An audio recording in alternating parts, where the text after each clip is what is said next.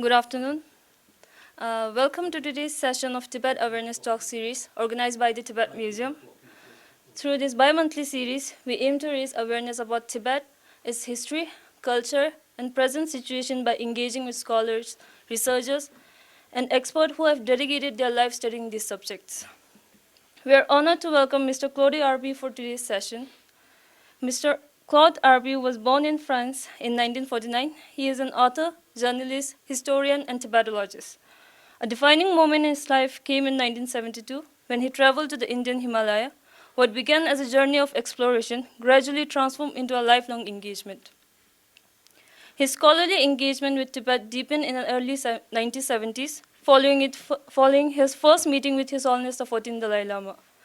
Since then, his work has made significant contribution to both public understanding and academic discourse on Tibet and Asia.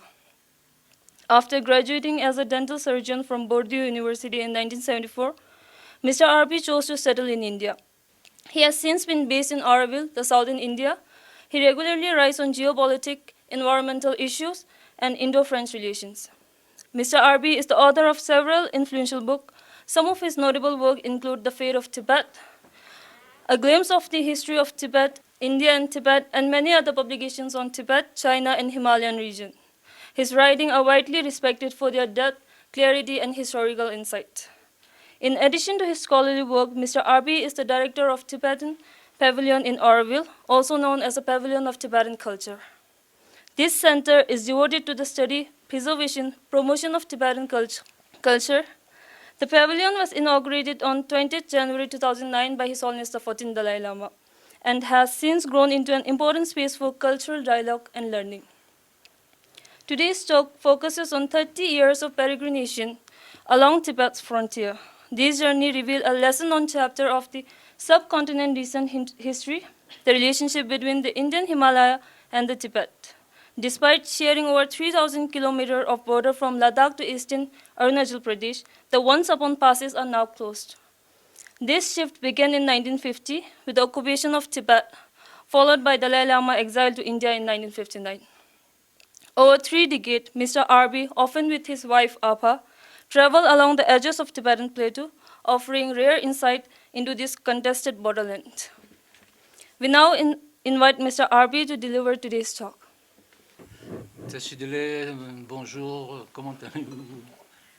I'm grateful to the museum to invite me again. I don't know why they keep inviting me, but thank you to them for inviting me. Each time I try to come incognito, I've been caught. And I tried this time to do something a little different.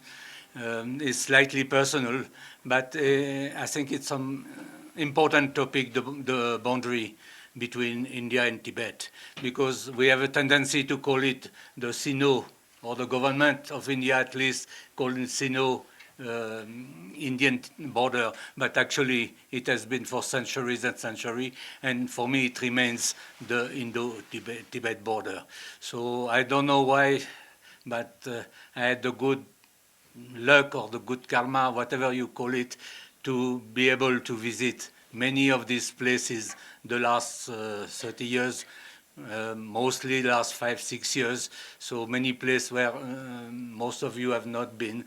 So I wanted to share this.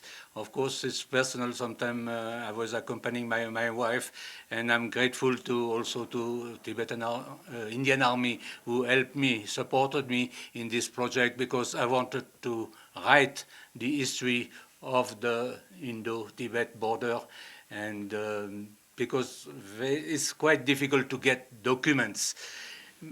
To get documents is one thing. You can read all the files in the archives, but unless you visit the place, it makes a huge difference. For example, one of the places in Kenzimane, where His Holiness came in March of 1959, I've read a lot because I've written a lot about 1962 war. It's the same place that the Chinese came 3 years after His Holiness had crossed over in India. But unless I went there and I saw the place, you understand much better. At least for me, it changes everything when I saw the place. So all these red dots is the place where I had the privilege or the good luck to visit. And it started by a visit in Lhasa in 1993. So I've put the name of the place. Sometimes it's 5 kilometers, sometimes it's right on the border, sometimes 10 kilometers. But each time you see Tibet the other side. So the first title I'd given, it was the Tibet's Darshan. Someone asked me, why Darshan? Because you have the vision of Tibet. And unfortunately, today we cannot go, or it's very difficult. For me, it's impossible. But I think what is striking, when Tibet was free, till 1950, there was a decline between 1950 and 62. But after the war, Indo-China war, you can't cross. And the first year, some people were still managing, local people were still managing. Like in Tawang sector, they would go and cross on the other side. But today, it's absolutely closed. It shows one thing, that China is not, is quite nervous about Tibet. Because if they were not nervous, why they should open Tibet to visitors, or to at least local people in each of these border villages? Why can't they go to Tibet as they have done for centuries and centuries? 2 months ago, I was in Nitila and Manala, which are in Chamoli district, which is just right at the border. Now the government of India called them the first villages.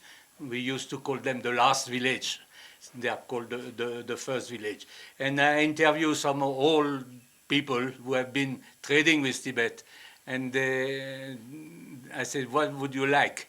They said, please tell Mr. Modi, like if I am a good friend of Mr. Modi, please tell Mr. Modi that we want to trade again with Tibet, we want again to go to Tibet. So I start. So that's the place I visited in eastern sector. You know, we have in 3 sectors. One eastern sector is Sikkim, Bhutan, and Arunachal Pradesh, and the central sector, which is Uttarakhand and Himachal Pradesh, Chipkila in particular, and the northern sector, which is Ladakh. So it started by a visit in Tibet. For me, it opened my eyes, and we went by road from Nepal, and we came back by flight. We stayed 1 week. I went as sort of a guide of a group of Americans. And I think from that time onward, I really wanted to see Tibet again and again, but you can't cross. That is the main issue. And all these places that I'm going to show you, you can't cross. I can't cross, but you can't cross. The local people can't cross, even if, like in Tawang sector that you call Monyul, the Mont Tawang, you may have some relative the other side, a few kilometers away, but you can't meet them. And I think it's a tragedy. That what happened to Tibet in 1950, when China came in eastern Tibet, has been a tragedy for the Tibetans, because since then your refugees here, His Holiness cannot go back to Tibet. But it has also been a tragedy for India, because India had lost a good neighbor, a good friend, and you had possibility to go there. The entire Himalayan belt was trading with Tibet. If you go to Uttarakhand today, there's 700 or 800 ghost village. What they call ghost village, the villages are empty. They have been abandoned. Abandoned because the main reason people had to go to the plain to find a job. But their main occupation has been for centuries and centuries going to Western Tibet, Narikosum, to trade with Tibet. So one of my first visits has been with my wife and daughter to Imkum Sahib. That is another side, just personal, but I wanted to, Imkum Sahib is a Sikh pilgrimage. And in the Himalaya, you have mainly Buddhists in Sikkim, Kinnaur, Spiti, Arunachal, Ladakh, but we have also few Sikh, that this is Guru Govind Singh, But Guru Nanak also, who is called in the Himalaya, in Tibet, he used to be called Nanak Lama.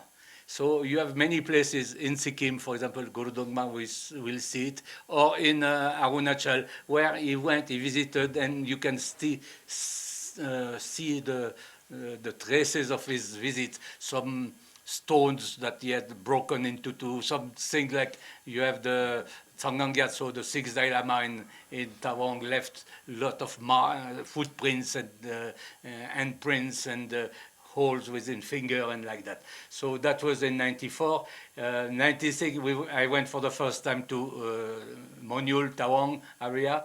And at that time, it was quite difficult. It took months and months and months to get a permit.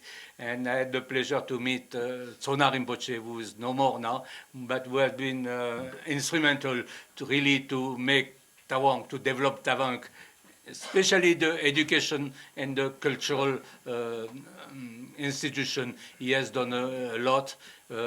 His reincarnation has not been found. But apart from the monastery, which is the largest monastery, Indian monastery, because of course Depong, Ganden, etc. are larger, but Indian monastery is the largest monastery in India. The 600-700 monks. It's also the place where the Tsangang Gyatso, His Holiness the sixth Dalai Lama, is born, few kilometers south of Tawang in Ugyeling village. And recently, last month, we had a very, very large conference.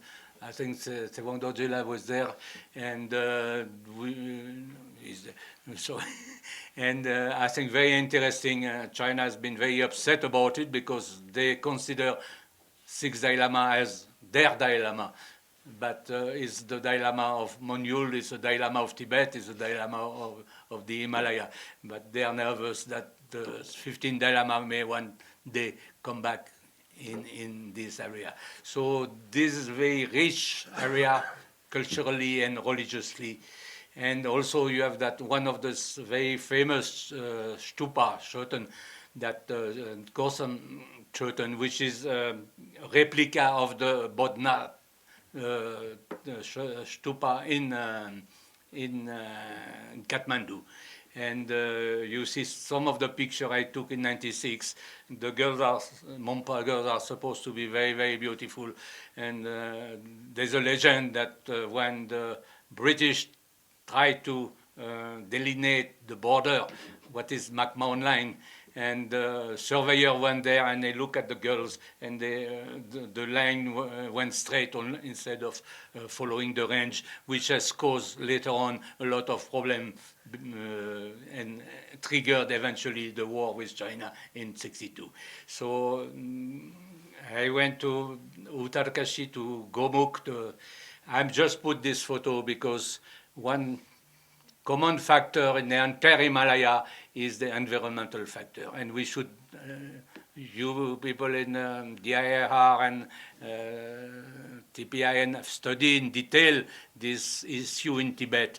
But on the southern side of the ridge, that issue is very, very serious. And Gomukh is retracting like many. You have seen recently, last 2-3 years in Sikkim, a lot of this glacial lake burst and it has devastated. Today, you still can't go in northern Sikkim. It's closed 6 months in a year. So this issue of environment, I really realized when I went in 2004 to Gomukh.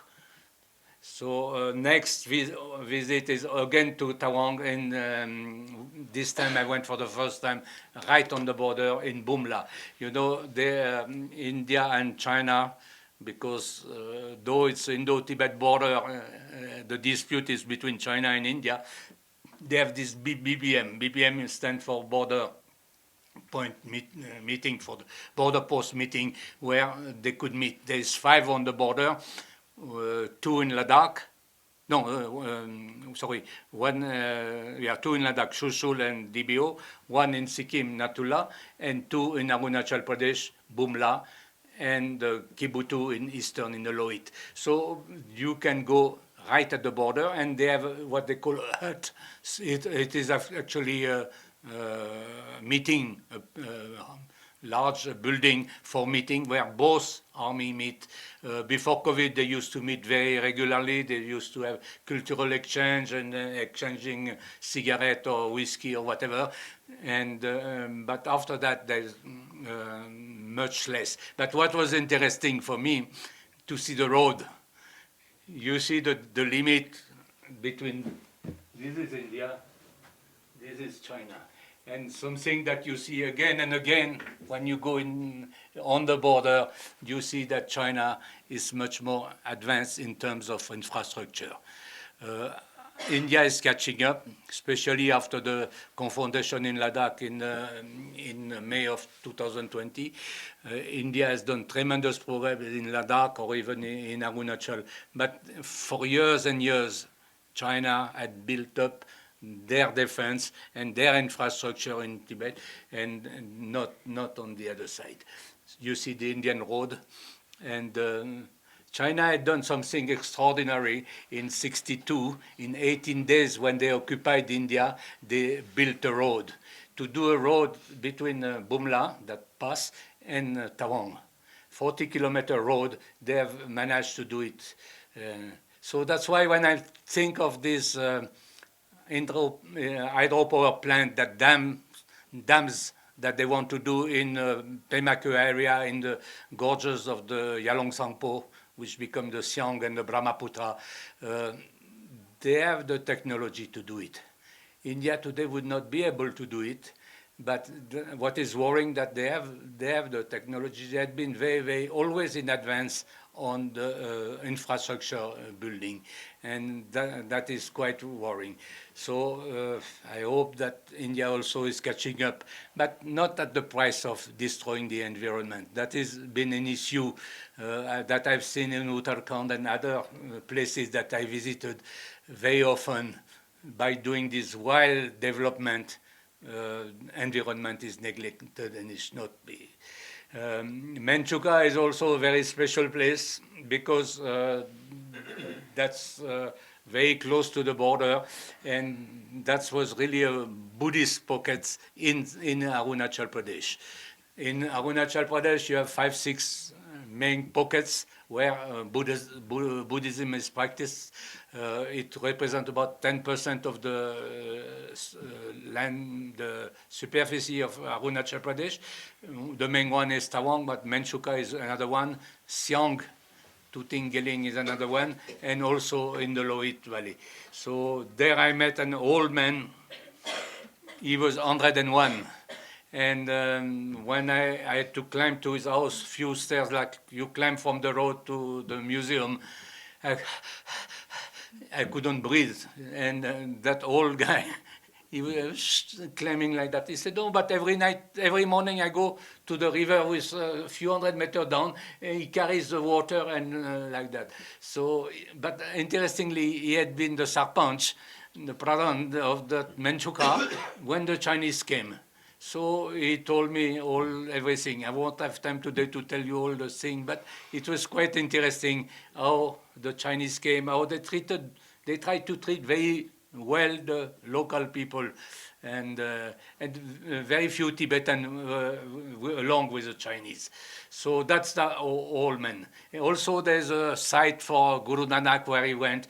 Yeah, there was some demons sent some huge rock, and it was going to fall on his head, and he broke the rock into two. So that's why we are posing for the photo, holding the rocks. So next I went to Bhutan, and it was just a few months before the Doklam incident. Some of you may know that there was a very serious confrontation for 73 days between India and China about this area, because China wanted to do a road, and India had some agreement with Bhutan that they would defend Bhutan. So the Indian army intervened and stopped the road. So R is very close by. It's and the entire area here has been heavily disputed between China and Bhutan. So China would like to enlarge what you call Domo, the Chumbi Valley. so that they make their road very secure with a lot of buffer. So they have been encroaching, and for the Bhutanese it's not easy. So, but it's interesting to visit Bhutan, especially that Paro Tatsang. Tatsang is the place where the Guru Padmasambhava went with riding a tiger and started hermitage. So that's one of the very famous Tatsang. I'm told by some Lama that actually there's at least four Tatsang. One is north of Tawang, and there's some in Tibet which have not been, which remain untouched, but something which has fascinated me, and I try to study this Tatsang. But to climb there, it is tough. I mean, for at least maybe for young people like you, it's okay, but it's at least 4 hours climb, but it's really worth that on the cliff. So, and all these monastery and songs, these fortress are very, like they were in Tibet, but they have their own system of administration and all. So, but again, they have a lot of pressure from China. So all the common factor in all this border area is the pressure from China. It can be quite aggressive, like in Ladakh, where there was a very confrontation where people died in Galwan, or more subtle, but everywhere there is this pressure, and everywhere Tibet is the other side, and you cannot go. And at the same time, the topography is so different. Some places are very low, some valleys like the Loit Valley or the Siang Valley.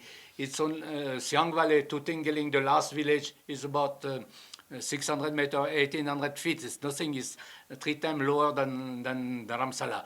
But some other place like Guru Dogmar in Sikkim, that's very high. For example, Natula, you really reach the plateau. Natula has been one of the two main passes for trade with Tibet.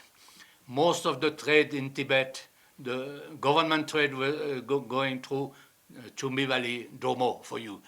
So you could order anything in Tibet. You order Omega Watch. It seems that Xi Jinping's father, Xi Zhongxun, he had Omega Watch. So someone asked him, how did you get this Omega Watch? His Holiness 14 Dalai Lama had given him. How did he get it? He was getting from this Domo and from Natula and Jalepla, the second pass. You order a car, they dismantle the car in Kalimpong or in West Bengal, and put it together in Yatong, the main town. So that's a very interesting, and it's one of the first passes which has been reopened for trade. Natula is today one of the 3 passes which are officially open, though after COVID they were closed. And now I think India has reached an agreement with China that next year the trade will start again. But it will never start like before. So I think it's one of the things that whenever I write article or thing like that, I'm trying to push for that at least the relation starts again, the linkage, cultural linkage, or the trade linkage, or religious is more difficult because though they pretend to be able to recognize the 15 Dalai Lama, they are atheists. They are not. They don't have that possibility. So here also there's a very large BPM for a meeting point between, and very often. And these meeting points are very useful in terms of for peace, for confidence building measure, because any small issue between the army of China and PLA and Indian army, they can call for a meeting at brigadier level or another level and discuss and sort out the issues. So these meeting points are very, very important. And Northern Sikkim, that is 0 point, it's called. And a lot of tourists. Now it's open to tourists. There's also a valley of flower nearby. Tibet is just behind the ridge. And when I went, there were so many Bengali, and I asked the young medical from AMC, the Army Medical Corps, the young officer. He said he's treating mainly Bengali tourists. His main job is to treat Bengali tourists. I say, why? Because they are selling booze there. They are selling whiskey and all. So something you should never do in altitude. You should never drink because your BP will go much higher. So that's a big issue. Now, Guru Dongmar is a very, very special place because also it's blessed by both Buddhism, Guru Rinpoche, Guru Padmasambhava, and Guru Nanak.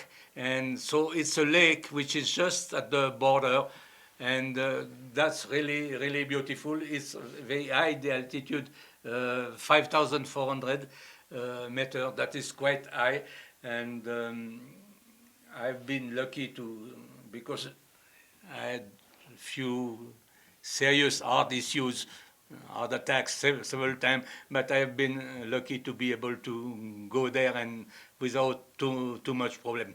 I'm careful, but I didn't have problem. So Tibet is again behind the ridge. The border is fixed by the watershed in that area, and most area in the Himalaya. Watershed means wherever the water runs of the river, so in that case the Tista River, so it marks the boundary between the two countries. So in the old days, of course, Tibetan, they were more interested in grazing, so they were sending their yaks. So wherever they sent the yaks belonged to Tibet. And but when the British came in 1890, they signed the first treaty, and they said, no, the watershed should be the only principle. So most of the Himalaya, the watershed, means the ridge is a border. Unfortunately, sometimes the ridge is not fully from west to east. Sometimes it's the other side, so there's some adjustment, and which is making all the disputes which are existing today. So there's the Gurudwara, because Guru Nanak came, and at the same building there's a small Gompa. So there's a small dispute between the Buddhist and the Sikh, which are the most peaceful religion, but there's a small dispute who should run this thing. But c'est la vie, we say in French. It happens like that. So what to do? Demchok is in Ladakh. It's another very disputed place by China, but it has been traditionally the border between Ladakh and Tibet. You have to realize that between Ladakh and Tibet, there's not only extensive trades. All the caravans were going down, following the Indus Valley. This is Indus, so it follows the Indus. It passed Demchok and go in Tibet to Tashigang.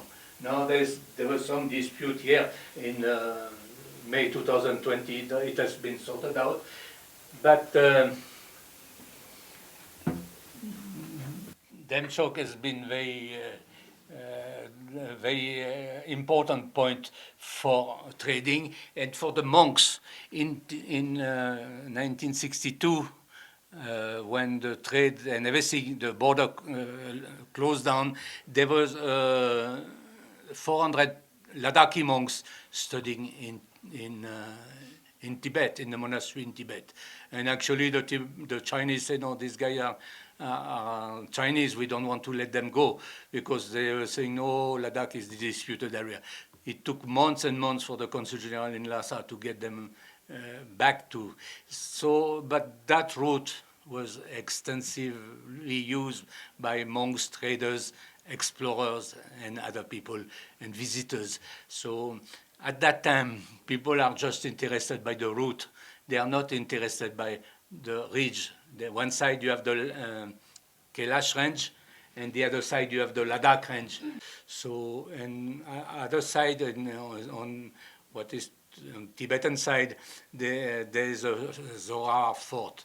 Zohar was a Dogra general who invaded the entire western Tibet, Dari, up to Purang, up to Kailash Mansarovar in 1841. And so this is quite a historic. What was interesting when I went 3, 4, 5 years ago, that China didn't allow India to build on its own side. And but on their side, they did these new villages, they call Chaokong village, very big village. So, but after the confrontation in May 2020, India didn't listen anymore and just built the road and built the infrastructure. And but still, when you go the other side of Indus, you have the Chinese tower. So you are advised to put a hood. That they have this camera everywhere. They have the cameras. Someone was telling me that they have also camera when the Tenzing Nyima, the Tibetan officer from the Special Frontier Force, passed away in August 2020. He had discovered all along the ridge this camera, very powerful camera, and you can be certain that they have good facial recognition. In China, everything works with facial recognition, and they recognize your face, and they know who is visited. So I was told not to take a telephone. They can empty your telephone, and to put hood also, because they didn't want me to be recognized. Hanle is the other side of the Kailash Ren.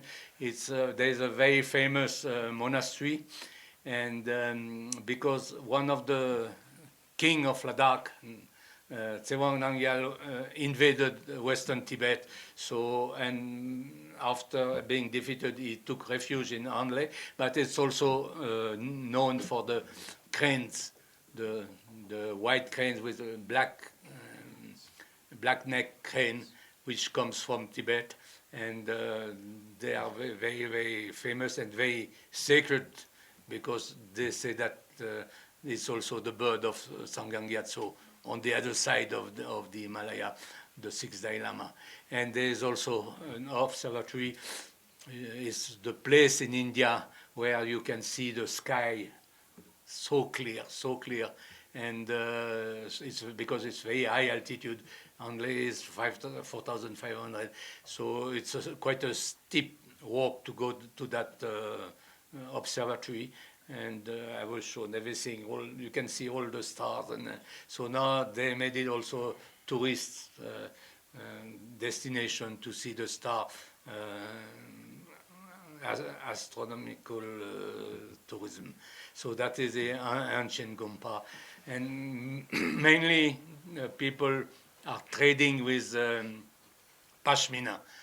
There's a lot of these nomads who have 1,000 sometimes of sheep and doing pashmina business. So this is still going on, but in the old days they could cross freely. This you have to remember, every of this border, it has been, people could cross from one side to another. You didn't need Aadhaar or certificate or your photo or identity. You just could go. And it's also valid for the Kailash Mansarovar. Thousands of pilgrims from the Indian side, from all the passes. All these passes in Himalaya are very porous. Himalaya is not a very rigid, strong border and that you cannot pass, which is blocking. Actually, it was a place of contact between the subcontinent, the Himalayan world, the Himalayan belt, and Tibet, which were, we had so many similarities. I mean, not only the religion or the scripts. I mean, Ladakh, they still use the script in Tawang, they still use Tibetan script, but much, much deeper. So it's what has disappeared. I think it's really a tragedy. I don't know how it can be reopened in one way, but recently we've tried to put up, not me, but the administration has tried to start a radio station on the border so that they can broadcast. I suggested that they have at least 15-20 minutes in Tibetan every day. I don't know how easy is to reach the other side. It's easy to reach the other side, but the other side, if they caught listening to this radio SPT or like that, they may have some problem. Next visit is very high, 5,500 meters, and my cardiologist he thinks I'm mad. Maybe why are you going so? No, you should not go so high. But chalo. This Rezangla, Choshul is one of the 5 BPM border meeting point that I mentioned earlier, and is one of the incidents that happened in the finger area in north of Choshul. You can see the fingers. Actually, what you see on the map and what you can see on the ground, that China has been changing the post, changing the borders. For example, in 1962, the main battle was at Sirijap. In 1959, the border was there. It's the border that today India considers as the border, no? That blue line, the blue LAC. There's 2 LAC means line of actual control. But there's 2 perceptions. China perceives it here, and India perceives it here. But historically, it has been here. And in 62, it came here. And in 2020, it was here. And there's 8 fingers like that going in the Pangonso, in the lake. So China first occupying finger 8, after finger 7, after finger 5 and 6, 8, 4, like that. So that's where the clash took place, very serious clash. Now, after months of talks, they have agreed to something, to demilitarize something. But China has that tendency each time to push and push. They do it in South China Sea, they're doing everywhere. So I think everyone criticized Mr. Trump. I'm not a fan of Trump. But what Trump did in Venezuela, China did 10 times worse in Tibet. But all the Western countries, they kept quiet in 1950, 51, and later, because they just grabbed by force. My first book, it was mentioned, called Fate of Tibet. It was subtitled When the Big Insect Eats Small Insect. That is not new. Big insect will always eat small insect. It's very unfortunately, His Holiness speaks about compassion. Unfortunately, it's not the main law in the world today, but we can only hope that it will come one day. But today, Trump wants to take Venezuela, the oil, he takes it, and China took Tibet. It resulted in 1,000 casualties. And so similarly in Rezangla, there was a very, very battle. The soldiers were killed. Nobody knew that they were killed. It's only someone who went after and discovered that they have all died, the Kumaon regiment. So India has done a very nice memorial. So again, you see the range. That is the range. That is the Kailash range.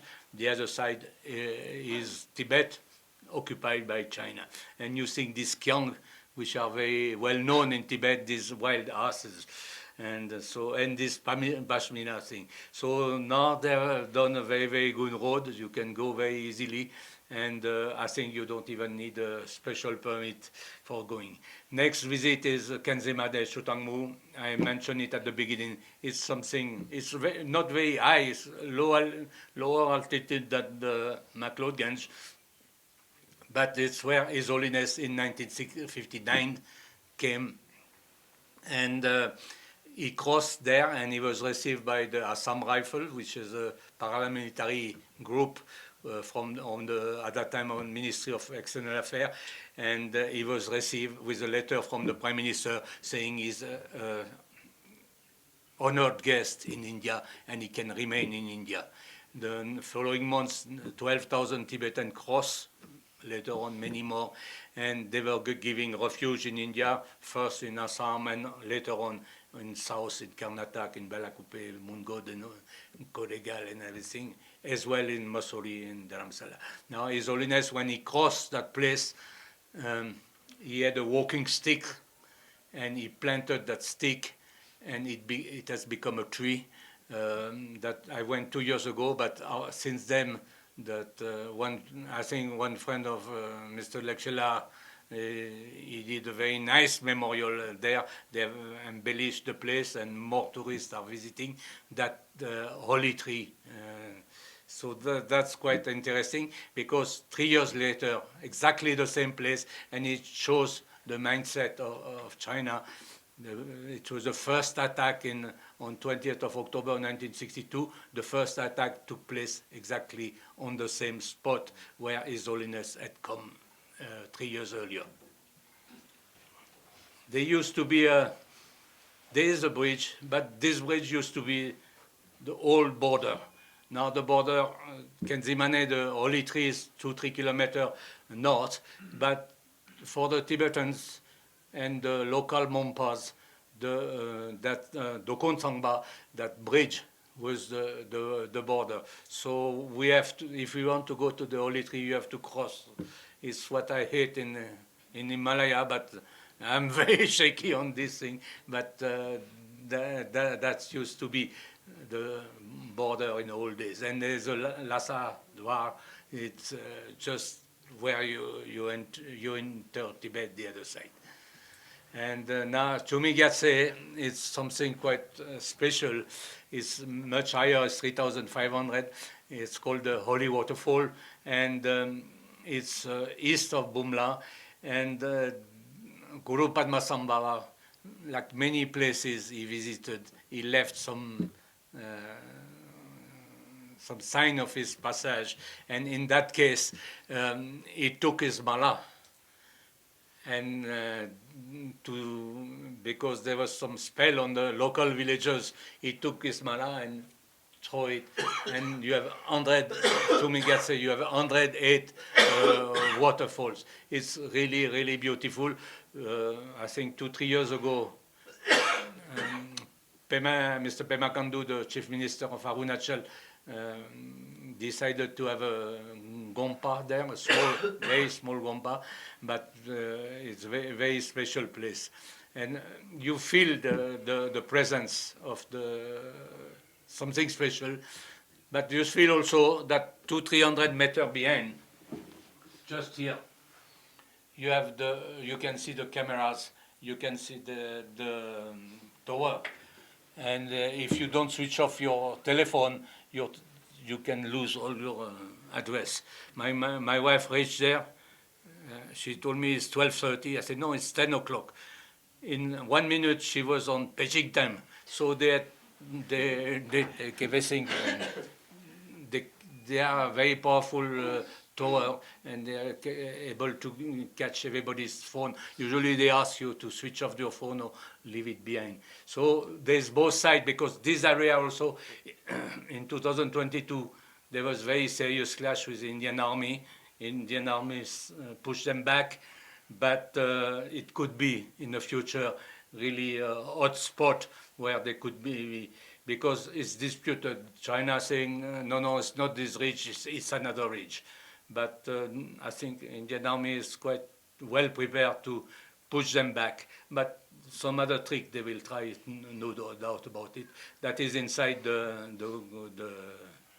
Gompa, the small Gompa, so which is dedicated to Guru Padmasambhava, Guru Rinpoche. These waterfalls are really something very, very special. So Marsimikla is very high, is 2,000, nearly 5,600 meters, is about 100 kilometers north of the Pangong Lake, the Pangong So, which is the main lake, which is very long, is 130 kilometers. Half of the lake is in Tibet, half is with China, is in possession of China, half is controlled by India. So that Marsimikla is very close to the LAC, the line of control is about 2-3 kilometers, and also it's the route to go to a place which saw some clashes in 2020, Hot Spring and Gogra. So, but now, because of the Chinese aggressive action in 2020, the government of India, the BRO, the Border Road Organization, has done very, very good road, and you can reach that Marsimi class. Very high, I think they say the fourth highest peak. Now the highest peak is in Amle, where we have seen Umzingla, is more than 19,000, and you have Kardongla also going to that in what you call near toward the glacier, the association. So presently there is no visitor, there is nobody going there, but I have seen, unfortunately, that many of these places, you come back after 3-4 years, there's few tea shops, few homestay, and after that you'll have, after 10 years, you'll have traffic jams. I had privilege to see Dharamsala 72, 73, that was nearly 54 years ago, and there was nothing between McLeod-Ganj and Baksunat, and every morning I used to go to Baksunat, but now you find traffic jam. That is a new tragedy, the too much development without taking into account the environment. And to bring tourism, it's good, it's help people, because these people are, they were very poor everywhere in Ladakh and everywhere on Uttarakhand and all. But at the same time, you bring more revenue, you help them, they have a better life, but at the same time, you lose something. I've been Manali in 72 also. There was no hotel, there was nothing. So I think it's something worth thinking about. Government, unfortunately, sometimes is not thinking. They want to bring revenue to the places, but 2-3 months ago I was in Uttarakhand to the border. That's really something which is worth thinking, to find a balance. Because in Tibetan Buddhism you speak about the middle part, and to find a balance, I think it's important. You can't neglect completely. And at the same time, there's a compulsion that you have to defend the border, and you have to bring a better life to these people. So, and China is pushing, trying to grab every hectometer or every kilometer, provoking that thing which is, in my view, a little fast, but there's not much choice about it. So now that Pithoragarh district is near tri-junction with Nepal. When you go towards Purang and Kailash Mansarovar, there is two very, very special mountains, peaks. One is Om Parvat. Can you see Om here? The full year you can see Om on the, so it's called Om Parvat. And the other one is Adi Kailash, which has the same shape than the Kailash, but which is also at the border between Tibet and India. But you can access it from the Indian side, which is not the case of the other Kailash. As I mentioned, this Kailash, pilgrims could go freely, and lakhs of Indians or Jain or Buddhists or Hindus have been. For in Hindu, it's like the Mecca for the Buddhist, for the Muslim, to go to the Kailash, where the abode of Shiva, Lord Shiva, is something very sacred. But now there's very few batches of the Ministry of External Affairs at the best.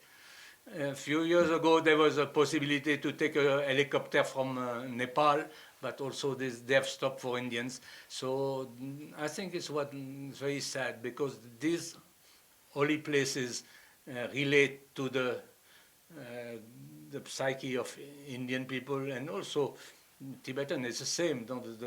You want to visit this sacred place, you want to visit to Bodh Gaya, or last year when there was Kumbh Mela, they say that 600 million of Indians went to the Kumbh. So that is something very deep for Indian or Tibetans, Asian, to go there. But China doesn't allow. But at the same time, they want to control the 15 Dalai Lama. So there's something that we should point out again and again. Why you you don't want people to go to Kailash, you don't want people to practice their own faith, but at the same time, you want to decide for the 15th Dalai Lama. This is very interesting. This is Vyasa, the Rishi, who wrote or composed the Mahabharata. He composed it in that, it was a cliff, it's a very high cliff. And I don't know how he went there. It's very difficult, nobody can go there. But he was meditating and he composed in Sanskrit. So my first stupid, because I'm quite stupid, I said, he had no Wi-Fi, how did he dictate the Mahabharata?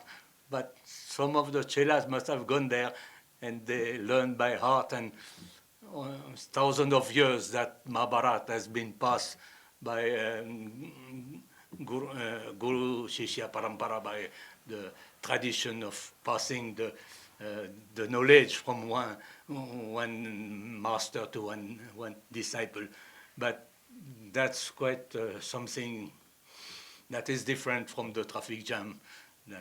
That is another aspect of life, a spiritual aspect that I think for which I have a lot of respect. Nalong Jadong is interesting because it was the only place which was disputed with Tibet. And Tibet has a dispute for this place. They say it's Tibetan, and the Maharaja of the place there, Terigarwal, say no, it belongs to us. It's very difficult to decide now. India is occupying it.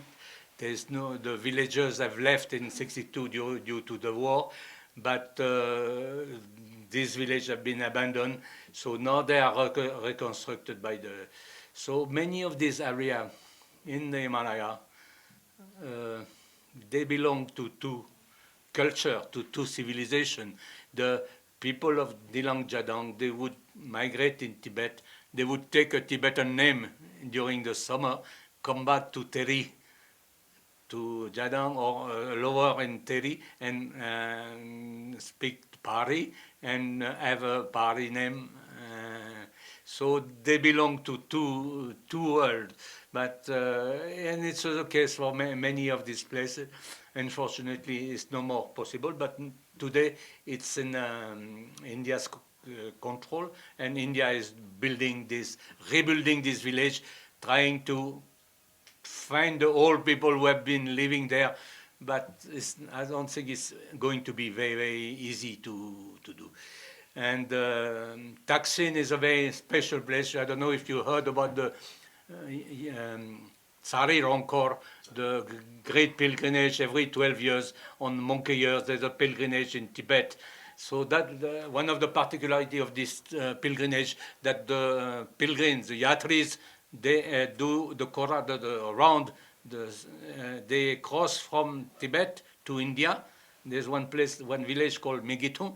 They cross to India. They follow the Sari River to the junction with the Sumbansari. They go up Sumbansari, and they, I don't know if there's a map. No, there's no map. And go back to Tibet. So the entire process would take 1, 2 months, 3 months. For many people would die in the process, because at that time the road was unbelievably difficult, and it was around a very sacred mountain, like the Kailash mountain I mentioned. There was a Takpashiri, and like there's a Nanchababa in Pema, there's few very, very sacred mountains in Tibet where you were circumambulating, you were doing the parikrama, the kura around this mountain. Unfortunately, today, because of the problem between China and India, is not open, but sometime I've suggested it could be a confidence-building measure to reopen. I think India should propose, China will refuse, but there's no harm proposing that why not to reopen this thing. And Taksin was the last village. Till last year, there was no road going there. People had to walk 2, 3, 4 days to reach the road end, nearly making the village 60 kilometers away. So I went there with a group of lamas. That was 2 years back, 1.5 years back. And they had not seen Lama, though they have a Gompa, though they are Buddhists, they had not seen a Lama for a very, very long time. And this tribe are Buddhist. It's very touching to go to these places. When people come from outside, they receive them very well. And I think we need more people to come and visit them, and more lamas also. I've been telling people, lamas, they should visit and provide whatever teaching is possible to these people, because they are very thirsty for it. But for 10 years, there was no lama who visited this place. So Takshin was, I think, the most remote village in the entire Himalayan belt. Now finally it's connected by road. Kao in Kibutu is just is coming to an end.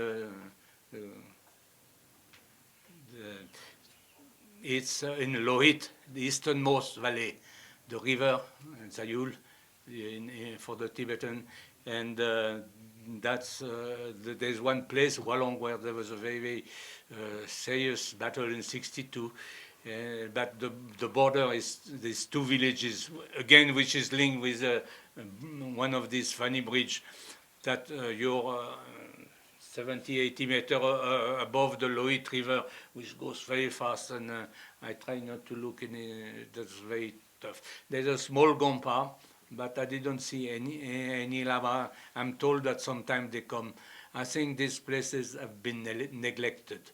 So one way, it's very good that infrastructure comes, the road comes, the telecom, they get a tower. Government of India has this scheme called Vibrant Village program, VPB.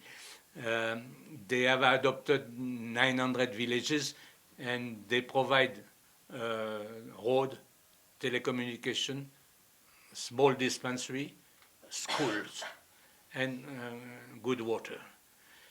But school, everything works, but it gives them a better life. But schools, it's very difficult, because kids, they would like to go beyond, I think, class 6 or like that, and they will go to the first big city, and after the bigger city, they will end up in Guwahati, or in Ladakh, they will end up in Delhi or like that, or in Uttarakhand, Dehradun first, and after going to Delhi. And the fact that the all young people are leaving is a very serious issue, because this Himalayan belt is getting depopulated of all its the force. So I think government is trying, but it's not a government scheme which can only help. Though this homestay is helping a lot of people, at least to get a better revenue. In Ladakh, they have no problem. They are very, very well off. So you see that Tibet is there, and here also you have a BPM border post meeting hut, where the army of both are meeting, exchanging present, exchanging whatever issue they have, they are managing to sort it out. That's why actually the border is relatively peaceful, apart from this crisis in May of 2020, which in my opinion is mainly due to one general who wanted to get promotion in Beijing, and he triggered that conflict, which was absolutely unnecessary, but turned very badly in Galwan, where 20 Indian soldiers and officers were killed. Now, I believe there's some film with Salman Khan. You ever seen that film? Salman Khan is acting in Galwan. But it was bad for 4 or 5 years, that the situation. The positive side that there was so many, this 21 meeting has helped to settle the border, because the border, there was never mapped exchange. Each one had his own perception. For the first time, both army people are more down to earth than diplomats. And diplomats don't know the ground. One of the major issues on the Himalayan border, the belt, is that it was always dealt by diplomats in Beijing or in Delhi, who have absolutely no clue. You may remember that Tibet had a great friend called George Fernandez. George Fernandez became defense minister, and when his people wanted for the glacier, the Siachen glacier, they wanted this snow scooter to help the daily life of the people to bring the supply. The babus, the bureaucrats, they say, no, why should we waste money? So George Fernandez said, send these guys to Siachen for 1 week. They went to the glacier. Next morning, they signed all the papers for the snow.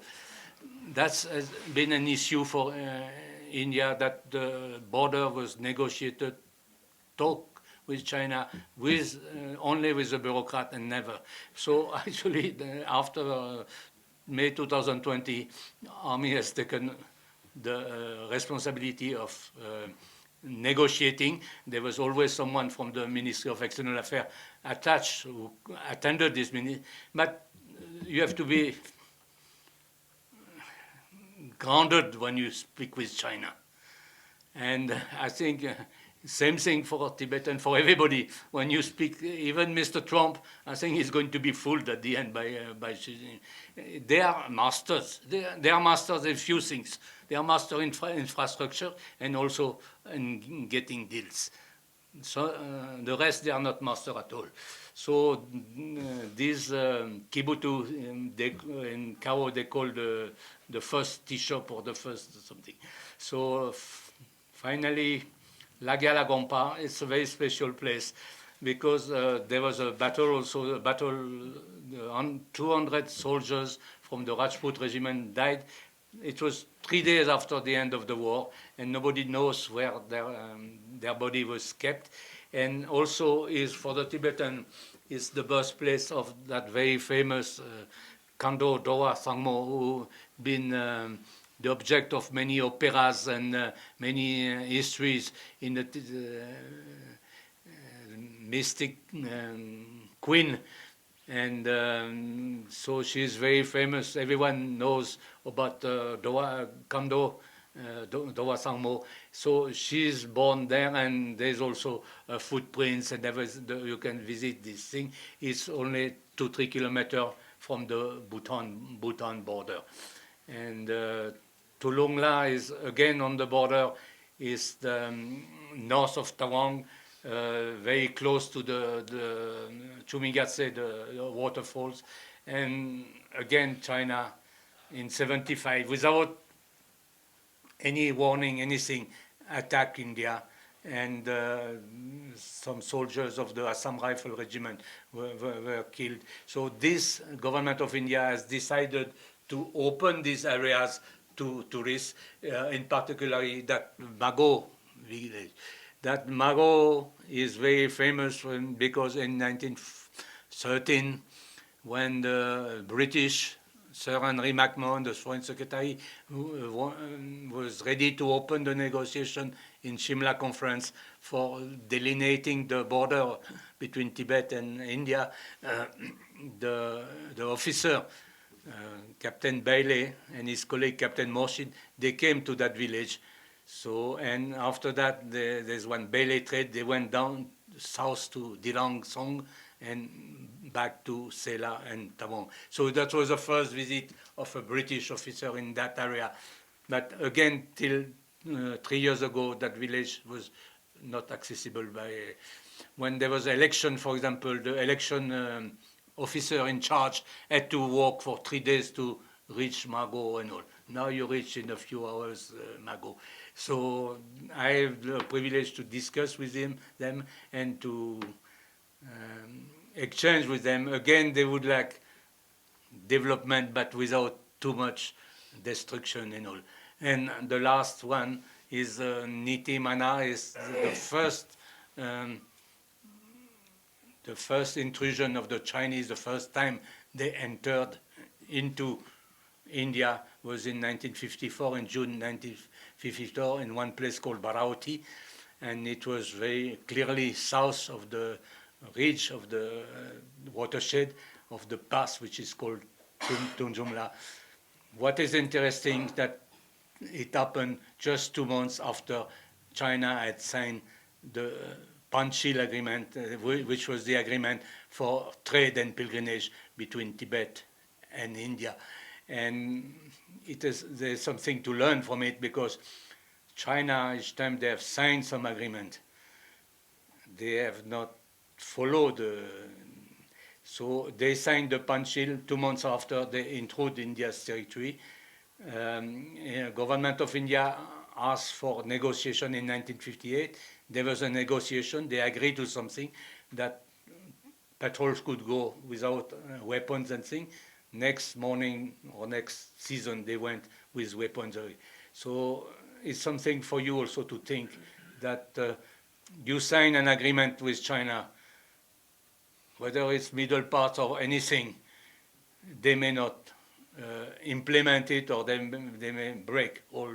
This is what they have done in 1951 when Tibet signed the 17 points agreement in May of 51 in Beijing. So because if today China would agree to the clauses, the articles of the 17-point agreement, I think His Holiness would be happy, because it was given certain autonomy to Tibet, which today they don't have. So this, again, is called First Village. And I could meet everywhere people who have traded with Tibet, who have gone as youngsters in Tibet. But the people are forgetting very, very, very fast this aspect of the Himalaya, that Himalaya was a bridge, was a link with Tibet, and there's not a barrier, it's not something stopping people. And this old man, he was a postman, and he used to go to Tibet, to the other side, to Nari, to Tsaparong, when he was young. So what I suggested, I hope this is going, I don't know if it's going to happen or not, but suggesting is, doesn't cost anything, that to do a big museum. I mentioned your museum and the Bobcatting Museum in Tawang, which is very good museum also, to do a museum of border trade and linkage between Tibet and Himalayan area, and particularly these villages. So I hope that the government will do something about it. It's very, very, because thousands of visitors are coming every. People at least should remember that it was different in the past. So I think that's the last one. Barauti, I mentioned, that is that small ball of Barauti is 2 kilometers by 1 kilometer, and the entire central sector has been focused on this Barauti. But when you see it physically, that how small it is, and militarily and otherwise the consequences it had since 1954,